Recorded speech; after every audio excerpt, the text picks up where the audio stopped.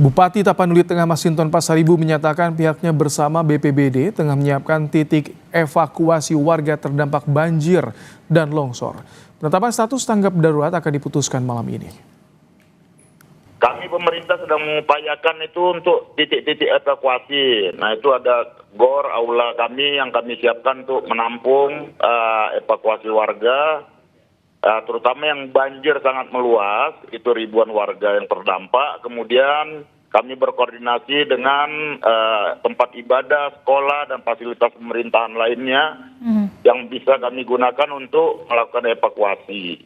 Nah, di situ kami siapkan dapur umum dari Dinas Sosial dan juga pelayanan kesehatan. Tadi Kementerian Sosial juga sedang mengirimkan bantuannya dari Medan untuk digerakkan ke Sumatera, ke wilayah Tapanuli Tengah, dan juga tadi sudah berkoordinasi dengan Pak Gubernur Sumatera Utara.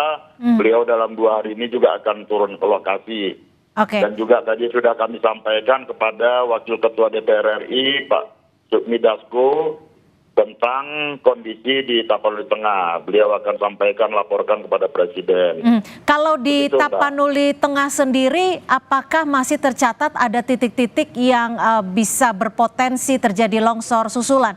Dan terkait dengan jalan, apakah ada yang terputus, Bang Masinton? Iya, beberapa titik jalan, ruas jalan itu terputus.